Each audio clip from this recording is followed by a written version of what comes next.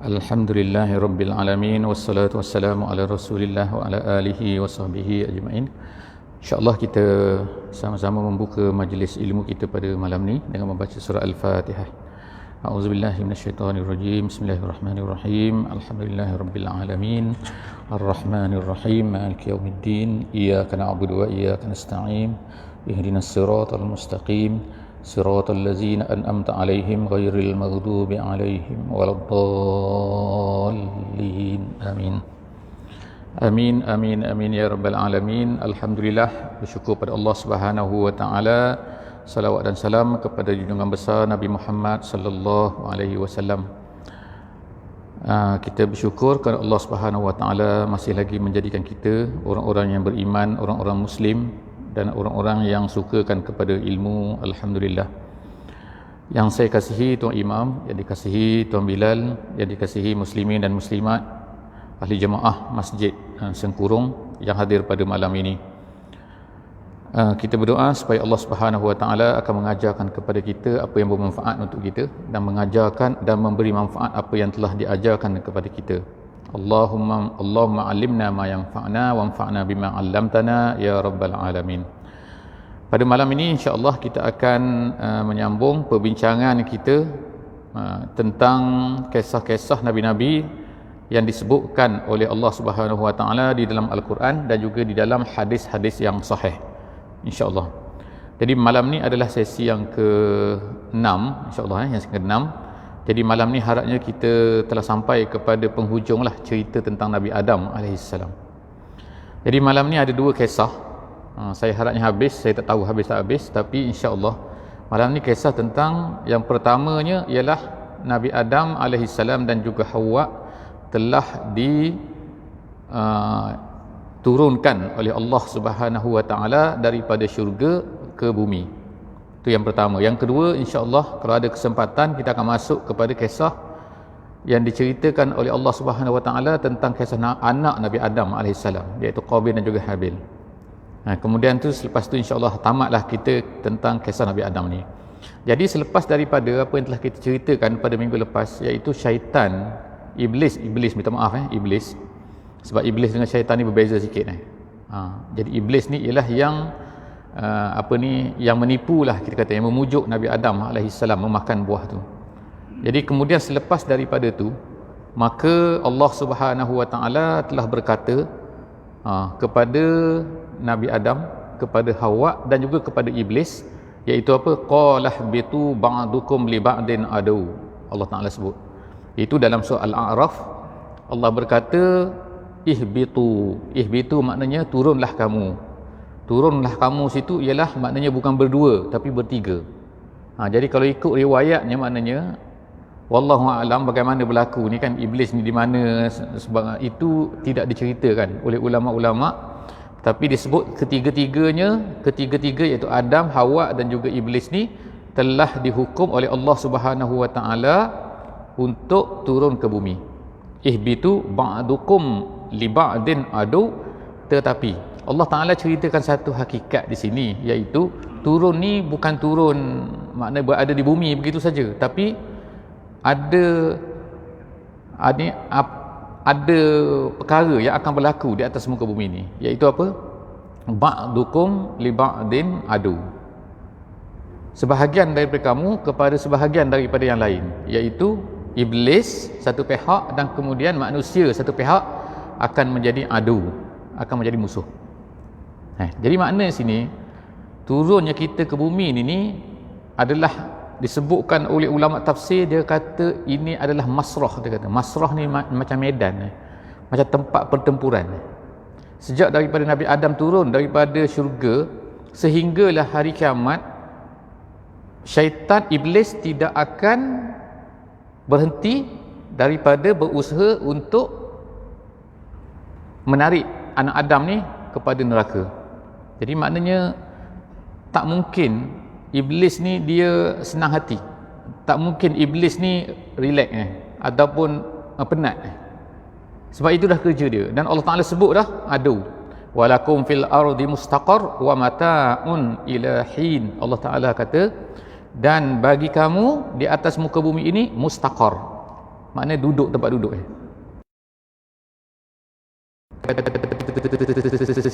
sini ialah sebab itulah Allah Ta'ala tak jadikan tempat-tempat lain tu oksigen. Atas bulan pun tak ada oksigen. Sebab apa? Fil ardi mustaqar. Di atas muka bumi inilah mustaqar kamu. Tempat duduk kamu sampai hari kiamat. Kamu nak pergi ke Mareh ke, Mars tu ke, kamu terpaksa bawa balang oksigen tak ada tempat untuk bernafas itu. Setengah-setengah orang yang bukan Islam ni kadang-kadang tu action je nak show off je, nak tunjuk dia ni hebat lah aku ni. Bukannya dia nak pergi duduk sangat sana. Nak sampai kat sana pun dah bertahun-tahun. Siapa nak pergi tinggal sana? Di bulan pun tak ada orang nak tinggal tak. Yang dulu tu, yang pertama sekali Apollo tu Apollo tu pergi di bulan, lepas tu tak pergi dah. Jadi sampai ke bulan betul ke tak sampai ke bulan betul tu wallahu a'lam bissawab. Tapi dia kata ke bulan tu kalau ikutnya lah cerita dia, ialah kisah dia bila dia balik daripada bulan tu, dibawa satu batu diberi kepada Rusia. Dibawa batu sebiji. Batu tu disedekah lah kepada Rusia. Dia nak beritahu inilah batu bulan.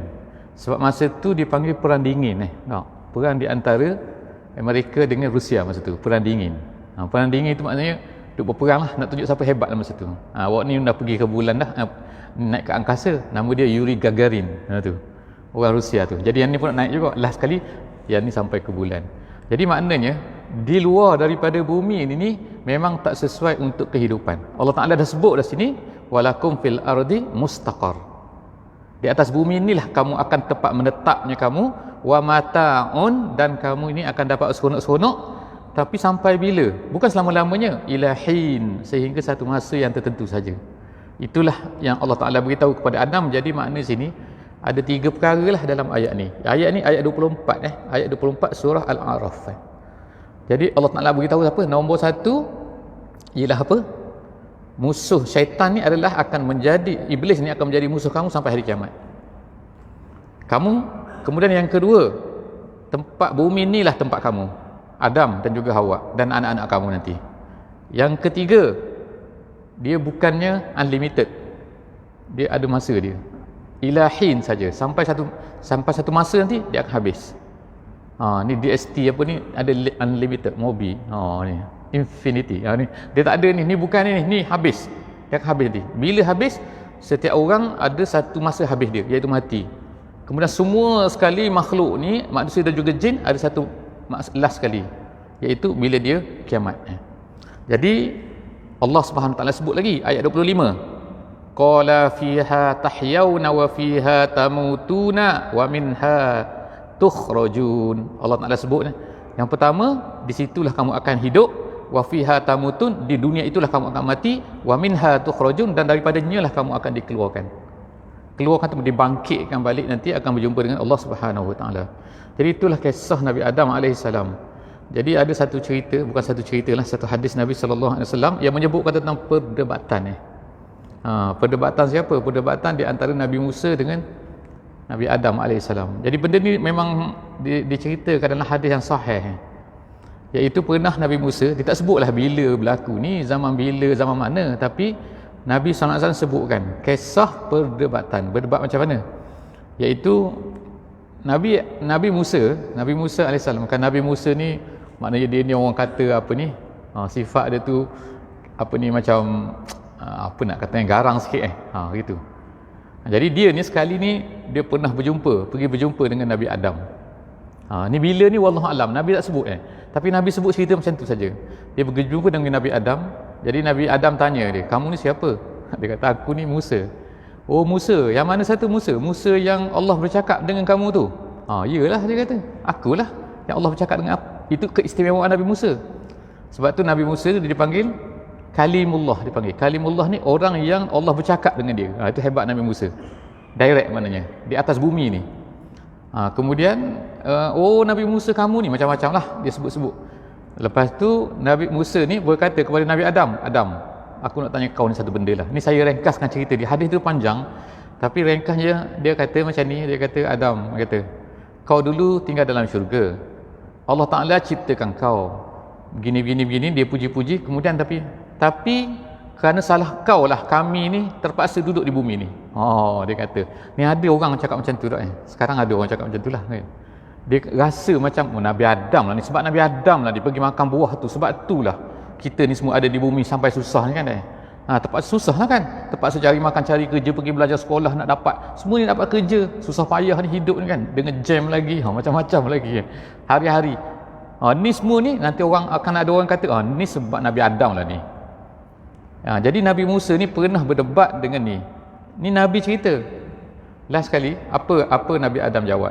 Dia kata memang betul, dia kata aku makan buah tu, itu salah aku, dan aku telah menyesal, dan aku bukan aku bermaksud, bukan ada niat aku nak makan tu, tapi aku lupa pada masa tu, fanasiya walam najid lahu azma, tak ada azam pun aku nak makan buah tu, dan aku telah minta ampun kepada Allah Subhanahu wa taala. Rabbana zalamna anfusana wa illam taghfir lana wa tarhamna lanakunanna minal khasirin. Tu ada dalam Quran. Itu adalah doa ataupun istighfar yang dibuat oleh Nabi Adam selepas daripada makan buah tu. Jadi Allah Taala dah maafkan aku. Sekarang ni yang kau nak marah pada aku ni kenapa? Sebab kau lah kau dijatuhkan dalam syurga tu, kata. Terpaksa duduk di bumi sekarang ni, kita semua ni susah buat duduk di bumi ni. Itu kamu tahu tak, Musa kata, aku makan buah betul, yang jatuhkan aku daripada syurga ke bumi itu bukan aku, itu ketetapan Allah. Aku buat ke? Bukan aku yang terjun, bukan akulah korek mana lubang tu terjun, bukan aku. Itu Allah dah tetap macam tu, dah tetap sebelum daripada diciptakan aku lagi. Nabi Adam kata Allah dah tetap dah benda tu, bahawa aku ni dijatuhkan bumi bukan sebab kesalahan tu, tapi selepas kesalahan tu aku diturunkan. Jadi maknanya sini akhirnya Nabi kata apa? Nabi Muhammad, Nabi kita ni kata apa? Selepas daripada Nabi cerita perkara ni, Nabi kata telah kalahlah Nabi Musa. Maknanya Nabi Adam menang. Jadi Nabi macam jadi referee lah.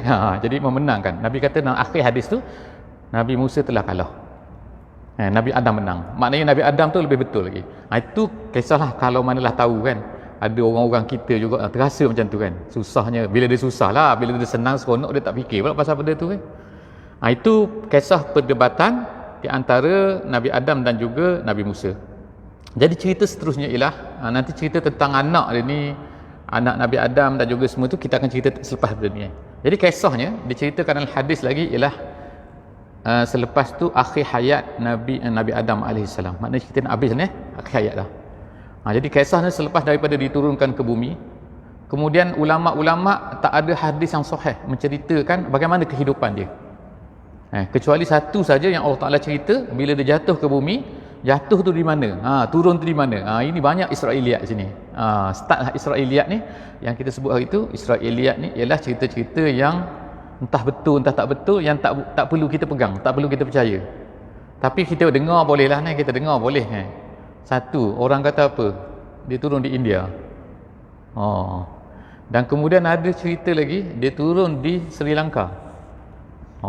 Jadi di Sri Lanka tu ada satu tempat atas bukit tu. Nama dia Adams Peak, nama dia.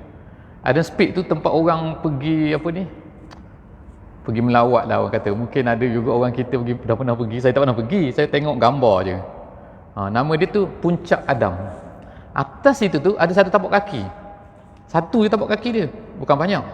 Dan dikatakan bahawa Nabi Adam ni bila turun ke bumi ni, dia nak bertaubat ni kepada Allah ni, dia menyesal sangat ni, jadi dia berdiri sebelah kaki. Itu kata orang Islam lah. Orang Islam kata macam tu. Orang Kristian pun kata macam tu juga. Orang Buddha pula kata itu tapak kaki Buddha punya. Jadi aku kata macam ni, aku kata macam ni, wallahu a'lam bissawab. Itu ceritalah. Kemudian tak tahu Hawa di mana. Jadi Hawa tak tahu di mana, dia pun berlari lah. Berlari cari Hawa tu, sebab dia ni besar, Nabi Adam ni berlari macam manalah, jumpalah di Arafah. Wallahu a'lam bissawab. Itu cerita yang tak ada dalam hadis, tak ada dalam apa. Jadi kita dengarlah, saya cerita ni supaya takut kita cerita nanti kita dengar nanti sedap juga cerita ni, ni entah cerita tak betul tak. Jadi cerita tu tak berapa betul lah, bukan tak berapa betul, itu Israiliyat nama dia. Kita tak kata betul, kita tak kata salah, tapi tak wajib percaya. Kemudian hiduplah Nabi Adam AS ni. Di mana dia hidup tak disebutkan. tempat mana, ada pokok. Kalau ikut ceritanya selepas daripada itu ialah ada dua orang anak. Anak yang pertama ialah Qabil, anak yang kedua ialah Habil. Jadi Habil ni kerja dia ialah menternak binatang. Qabil ni kerja dia adalah menanam pokok. Jadi seorang pertanian, seorang jadi inilah peternak lah. Banyak kambing dia. Jadi banyak tanaman-tanaman dia. Jadi kalau ikut gaya cerita tu, itu ulama tafsir sebut tu, tak disebut oleh Allah Subhanahu Wa Taala. Dalam Quran tak sebut benda tu. Dalam hadis pun tak sebut. Tapi ulama sebut. Ulama tafsir sebut. Jadi kalau ikut gaya macam tu macam tempat tu banyak pokok bukannya padang pasir. Kalau padang pasir macam mana nak bertanam gitulah ceritanya. Jadi wallahu alam bisawab, saya pun tak nak komen banyaklah sebab ulama kata tak perlu cerita banyak benda ni. Sebab apa? Cerita ni adalah cerita-cerita yang disebutkan oleh ulama-ulama yang Islam, ulama-ulama ni, tapi wallahu alam tak ada dalam hadis. Kita sebut yang ni lah. Kita sebut juga kalau benda tu popular, tapi kita tak sebutlah dia punya yang betulnya kan. Jadi seterusnya dalam satu hadis yang diriwayatkan oleh Hakim. Jadi hadis ni adalah sahih, dia kata hadis Hakim ni satu saja Nabi SAW, Nabi pernah bercerita tentang kisah Nabi Adam ketika dia nak mati. Jadi bila dia nak mati, nak wafat lah, kita kata nak wafatnya, maka dia teringat nak makan buah daripada syurga. Dia teringat tu sedapnya buah syurga. Jadi dia cakaplah kepada anak-anak dia, pergi turun cari buah syurga boleh. Nak cari mana buah syurga? Ni atas dunia, bukan syurga ni. Tapi anak-anak dia pergi cari juga. Pergi cari. Tiba-tiba jumpa dengan sekumpulan lelaki. Jadi lelaki ni cakaplah, tanyalah dia, kamu nak cari apa? Dia kata, kami nak cari buah syurga. Mana ada buah syurga atas ni?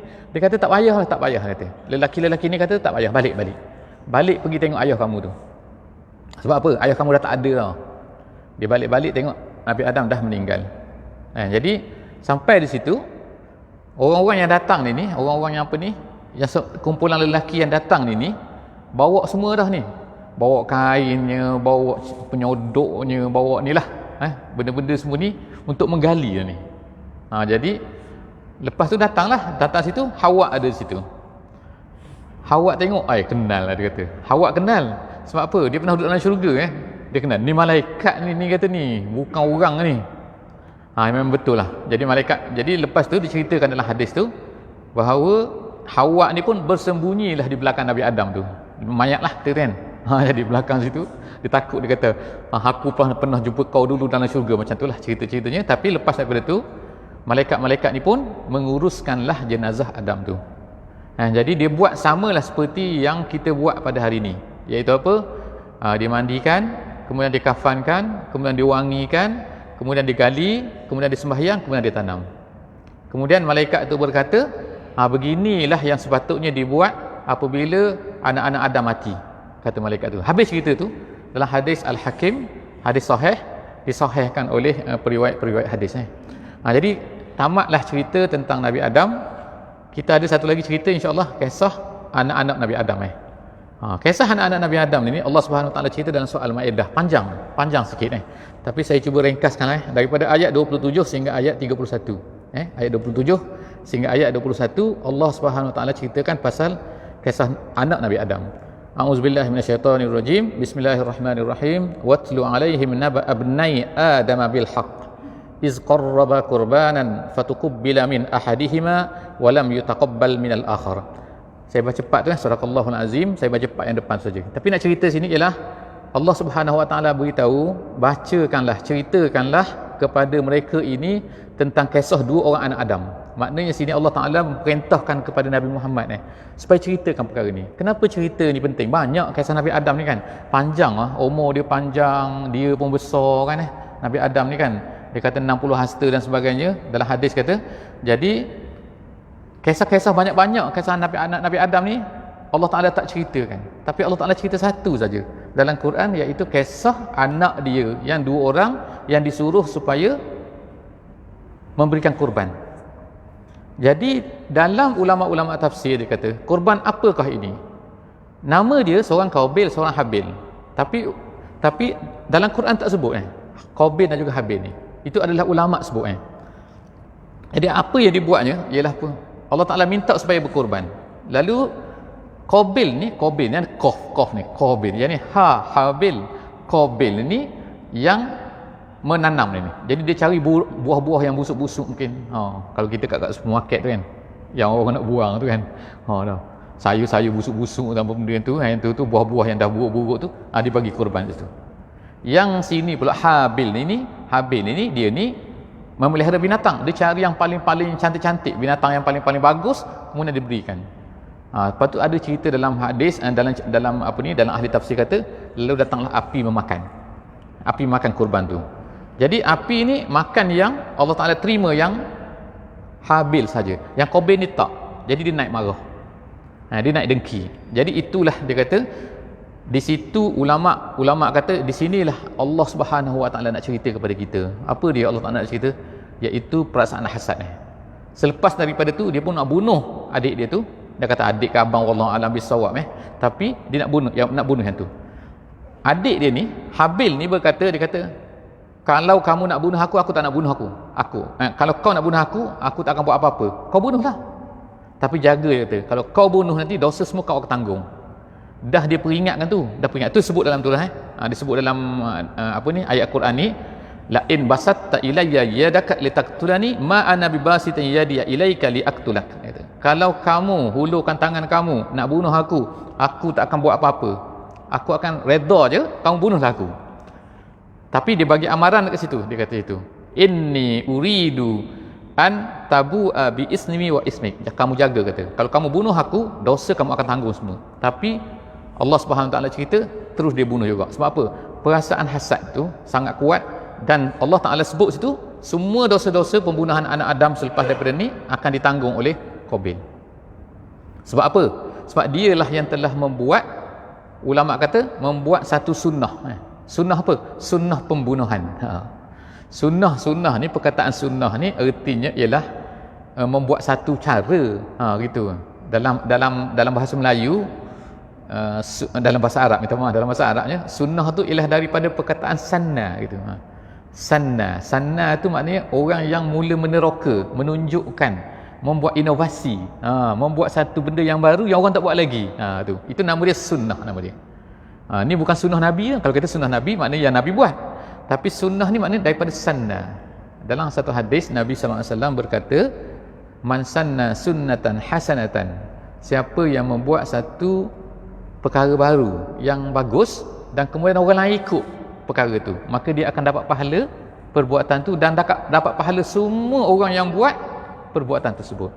Tapi dalam hadis itu juga Nabi SAW sebut, man sanna sunnatan sayyi'atan, kalau siapa seorang yang buat satu teknik baru yang jahat, perkara yang jahat, dan kemudian orang lain ikut perkara tu, maka dia akan dapat dosa dan juga dosa orang yang semua yang ikut tu. Maknanya itulah, jaga-jaga kita ni. Maknanya kan, kalau nak buat jahat, bukan suruh buat jahat, maknanya kalau buat jahat, jangan ajar pada orang, jangan beritahu orang, jangan iklan pada orang. Ulama kata sini termasuk juga tu, siapa-siapa yang buat iklan tu, iklan apa kan, iklan datanglah beramai-ramai, kan, untuk melihat pertunjukan. Dululah saya ingat masa kecil-kecil dulu, adalah kan, kalau ada pertunjukan dia sibuklah, ada kan kereta orang kan, dia bercakap dengan kereta tu, datanglah beramai-ramai untuk menyaksikan malam ini ada joget di padang gini dia kata. Jadi orang kampung semua datang pergi tengok. Sebab apa? Dah tahu ni. Jadi orang tukar iklan tu pun dapat dosa juga tu. Bukan orang yang berjoget tu dapat dosa, orang tengok tu kan, tapi dia pun dapat dosa juga. Itulah juga ni yang berlaku kepada di antara Qabil dengan Habil ni. Jadi Qabil ni buat satu sunnah. Allah Subhanahu Wa Taala kata sini apa? Allah Taala kata, iaitu semua dosa-dosa yang dibuat oleh orang tu dibuat oleh Qabil tu akan ditanggung sampailah pada hari kiamat. Selepas daripada tu dah dia pun menyesal, dia kata. Allah Subhanahu Wa Taala sebut sini dia menyesal. Menyesal minan nadimin. Dia menyesal, tapi bukan menyesal bunuh.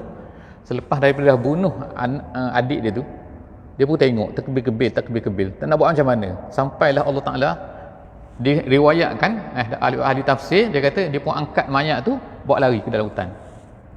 Tak tahu nak buat macam mana dah ni. Jadi tiba-tiba dia tengoklah Allah Taala mengutuskan burung gagak. Burung gagak 2 ekor bergaduh, seorang seekor tu bunuh seekor lagi tu. Lalu matilah yang seekor tu. Jadi burung gagak tu pun guna paruh dia dengan kaki dia gali lubang. Lepas tu dia tolak mayat kawan dia tu, mayat bangkai lah kawan dia tu, jatuh dalam lubang tu, madu dia kambus. Dia pun dapatlah idea tu. Kobe dapat idea tu, dia kata, oh macam ni nak kambus, nak tutup. Jadi sebenarnya ni dia bukan nak tanam mayat tu, tapi nak tutup. Supaya apa? Supaya orang tak tahu bahawa dia dah bunuh tadi. Jadi sebab itulah dia kata sini, Allah Ta'ala kata fa asbaha minan nadimin, lalu dia pun menyesal. Menyesal tu bukan menyesal dalam ulama-ulama tafsir kata bukan menyesal tu menyesal kerana dosa dia, bukan. Tapi menyesal kerana apa? Kenapalah aku tak pandai ni nak buat macam ni. Tu menyesal dia. Yang ulama-ulama sebut Jadi Nabi SAW sebut dalam diriwayatkan oleh Bukhari dan juga Muslim, la tuqtal nafsun zulman illa kana ala bani Adam al-awwal kiflun min damiha li'annahu kana awwala man sannal qatl. Nabi SAW kata tidak dibunuh satu jiwa di atas dunia pada hari ini secara zalim, secara tidak betul, melainkan dosanya akan terkena kepada anak Adam yang pertama, iaitu Qabil tu, kerana dia telah melakukan satu sunnah pembunuhan yang pertama. Itu hadis Nabi SAW. Jadi cerita ni ialah tamat di situ Allah Subhanahu Wa Taala. Tapi kesimpulan yang ulama sebut dalam penjelasan kepada ayat ini ialah semua tu adalah disebabkan oleh hasad dengki. Hasad. Jadi kenapa Qabil bunuh adik dia? Kerana dia hasad. Kenapa yang dulu yang sebelum daripada ni yang kita tengok iaitu iblis, kerana hasad dengki. Jadi hasad dengki ni akan berlaku selagi mana manusia itu ada, maka selagi itulah hasad tu ada. Jadi betapa dahsyatnya hasad ni lah Nabi SAW sebut. Dia kata iyyakum wal hasada, iyyakum wal hasada, jaga-jaga kamu daripada hasad dengki. Fa innal hasada ya'kulul hasanat, kerana dengki ni akan memakan kebaikan-kebaikan, pahala-pahala. Sebagaimana kama ta'kulun naru al-hataba, sebagaimana api memakan kayu api. Jadi maknanya kita ni banyak pahala, insya-Allah kita buat pahala kan, kita belum buat pahala, tapi janganlah kerana hasad dengki itu menyebabkan. Hasad dengki ni tak semestinya kita buat something, kita buat sesuatu, tidak. Maksudnya apa? Bila ada saja perasaan dalam diri ni kan, dan kemudian hasad itu kita layan kalau datang sepintas lalu tak mengapa, tapi bila kita layan dia, kita ikut dia, kita rasa gembira. Kalau orang tu hilang nikmat apa yang diberi oleh Allah Subhanahu Wa Taala, kita rasa gembira walaupun kita tak buat something, kita tak pergi sihir dia ke, kita tak pergi buat apa, tak perlu. Ulama kata cukuplah dengan ada perasaan tu kita layan dia, kita tak suka dia dapat nikmat, maka tu dah menjadi hasad, dah start dah amalan-amalan baik kita tu dimakan. Jadi itu adalah kisah anak Nabi Adam. Jadi sebagai terakhirnya ialah kita tengok insya-Allah pada minggu depan kita akan masuk pula kisah selepas daripada Nabi Adam. InsyaAllah sebelum daripada kita masuk kisah Nabi Nuh. Jadi di antara Nabi Adam AS dengan Nabi Nuh ni ada beberapa Nabi, Nabi Idris, ada Nabi Syith dan juga lain-lain lah, kita akan tengok insyaAllah. Tapi sebagai penutupnya pada malam ni iaitu pengajaran yang ulama-ulama tafsir sebut daripada kisah Nabi Adam ni ialah yang pertamanya ialah Nabi Adam ni adalah asal kepada manusia. Bukannya ambuk, bukannya chimpanzee ke, bukan. Itu adalah penipuan orang-orang barat lah, ataupun Darwin dan sebagainya kan. Adam adalah asal kepada manusia. Yang keduanya, Adam ni adalah daripada tanah. Itu memang jelas dah. Bukan dari tembaga ke, bukan daripada sel apa, bukan. Daripada tanah. Jadi tanah tu bagaimana, kita dah sebut cerita hari tu. Kemudian yang ketiganya adalah Allah Subhanahu Taala sebut wa nafakhnahu fi wa nafakhna fi mir ruhina, kami telah tiupkan padanya, pada Adam tu daripada ruh kami. Apa maksud ruh kami tu? Hari tu kita dah cerita. Ruh kami tu maksudnya bukannya ruh Allah. Kalau orang Syiah, ulama-ulama besar dia tu nama dia Ruhullah. Gitu. Ruhullah maknanya dia tu ruh Allah. Ada tu nama-nama ramai tu. Bukan seorang. Yang bapak-bapak dia besar-besar, ulama-ulama besar dia tu, dia ada pangkat-pangkat dalam Syiah ni. Dia ada pangkat dia mullah, dia ada tinggi sikit. Yang paling tinggi sekali nama dia Ruhullah nama dia. Ruhullah tu makna dia tu macam ruh Allah lah duduk dekat pada dia tu. Maknanya dalam Syiah semua orang tu maksum. Ulama-ulama besar tu maksum. Maksum tu macam nabi lah, maknanya tak dosa dah. Itu adalah satu benda yang kita tak boleh terima lah ni. Ruh Allah tu bukan maksudnya ruh tu dia panggil ruh lil bayan, bukan ruh lit tab'id. Itu dalam bahasa Arab lah, maksudnya ruh itu datang dari pihak Allah, bukannya ruh itu Allah punya. Itu.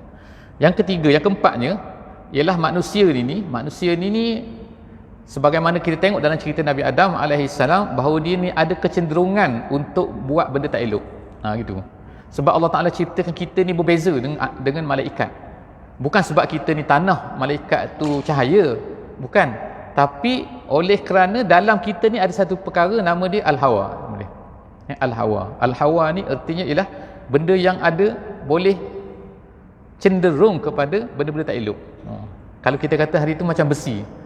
Besi boleh besi berani magnet. Magnet tu boleh tarik besi. Tapi dia tak boleh tarik aluminium.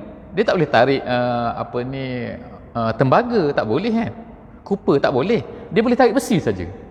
Jadi kenapa dia boleh tarik besi? Kenapa tak boleh? Jadi manusia ni macam itulah. Manusia ni ada unsur besi gitu. Unsur besi tu apa? Iaitu sebab itulah iblis dan juga tentera-tenteranya yang bernama syaitan, sama ada manusia dan juga jin, dia boleh tarik kita. Sebab kita ada unsur tu. Dan dia tak boleh tarik. Iblis tak boleh nak kacau malaikat. Sebab apa? Malaikat tu tak ada besi tu. Jadi dia ni macam magnet. Macam itulah contoh. Bukan kita kata manusia yang ada besi adalah iron tu kan. Itu yang seterusnya. Jadi manusia tu ada kecenderungan dia boleh buat maksiat kepada Allah, dan dimulakan oleh Nabi Adam tu. Nabi Adam tu Allah Ta'ala sebut fa'asa rabbahu. Fa'asa tu maknanya dia bukanlah maknanya dia nak melawan Allah, tapi maknanya dia bukan buat maksiat pada Allah, tapi dia buat kesalahan. Dia tak ikut apa yang Allah kata, jangan dekati pokok tu.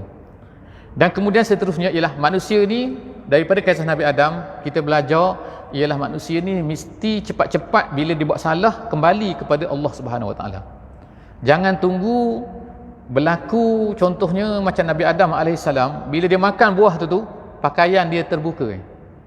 Maknanya sau'atuhuma, dia kata sau'atuhuma tu benda yang memalukan. Adam dan juga Hawa tu terbuka sehingga terpaksalah dia tutup dengan daun-daun.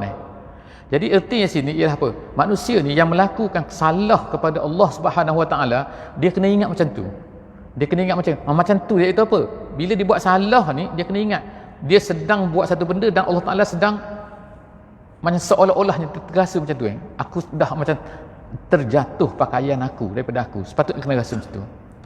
Kemudian yang seterusnya ialah syaitan ini. Allah Ta'ala sebutlah daripada dulu sampai sekarang lah, inna syaitan lakum aduun fattakhizuhu aduwa. Dalam Quran sebut sesungguhnya syaitan ini adalah musuh bagi kamu, dan oleh kerana itu maka hendaklah kamu fattakhizuhu aduwa, hendaklah kamu jadikan dia sebagai musuh, jangan jadi kawan. Jadi maknanya kita ni kena ingat selalu kita ni ada musuh, dan musuh kita ni tak rehat, tak berhenti. Kita tidur pun dia ada lagi ni, maknanya dia jaga lagi. Jadi musuh ni daripada kita mula-mula sampailah kita mati. Dia ada kat situ. Dan Allah Ta'ala jadikan satu lagi nama dia Qorin. Qorin ni ialah satu jin yang mana setiap kali ada manusia tu dia akan lahir satu, nama dia Qorin. Qorin tu maknanya kawan rapat maksud dia. Sehingga bila Nabi kata kita ni ada Qorin, jadi sahabat-sahabat tanya, kau ya Rasulullah, kau ada Qorin juga? Ya, Nabi kata, aku pun ada Qorin juga. Cuma Qorin aku ni dah masuk Islam dah. Itu. Dah masuk Islam. Setelah aku dah Islamkan dia. Jadi Qorin kita ni tak tahu ni Islam ke tak, dah tahu ni. Entah-entah dia ni Qorin kafir kan. Jadi Qorin maknanya dia duduk bersama kita lah. Dia kita tidur pun dia ada tepi tu. Duduk tengok kita. Jangan takutlah nak tidur insya-Allah. Dia ada tepi tu, memang ada. Kemudian seterusnya hasad dengki. Dan kemudian tak boleh puji diri. Puji diri ni maksudnya ialah sebagaimana syaitan lah. Syaitan tu memuji diri dia sendiri. Sebab apa? Dia rasa sebab keturunan dia ni adalah daripada api, maka dia ni hebat lah. Jadi kita ni daripada apa pun, kita ni keturunan apa pun tak akan memberi apa-apa kepada kita. Yang memberi apa-apa kepada kita ialah amalan kita dan juga hati kita yang baik, insya-Allah. Setakat itu saja insya-Allah untuk malam ni, dan insya-Allah kita akan berjumpa lagi di sesi akan datang selepas daripada Nabi Adam alaihi salam.